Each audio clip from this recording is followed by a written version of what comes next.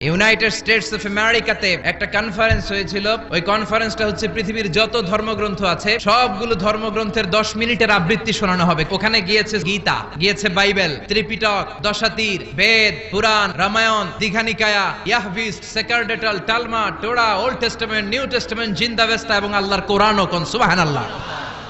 এই কনফারেন্সের উদ্দেশ্য হচ্ছে এইটা চেক করা কোন বইয়ের আবৃত্তিটা বেশি সুন্দর লাগে। সব ধর্মের শায়েকরা, গুরুরা, ধর্মনানকরা আর ফাদাররা আর কারীরা বসেছে। বিচারকের সামনে একটা গ্রিন বাটন, একটা রেড বাটন। প্রথমে ডাকা হয়েছে শ্রীমত ভগবত গীতা। 10 মিনিট পড়েছে, পড়ার পরে বিচারক রেড বাটনে প্রেস করেছে, সময় শেষ, নেমে গিয়েছে। সব ধর্ম গ্রন্থের আবৃত্তি এবং তেলাওয়াতের পরে সর্বশেষে মুসলমানদের ধর্মগ্রন্থ কোরআন আবৃত্তি করার জন্য ডাকা হয়েছে। এসেছে মিশরের কারি আব্দুল বাসিত ইবনে আব্দুস সামাদ। উনি দাড়ি রাখেন না, ক্লিন শেভ, পাতলা একটা চাদর আর জুব্বা পরে চলে এসেছে মাইকের সামনে। এসে আউযু বিল্লাহি মিনাশ শাইতানির রাজীম বলে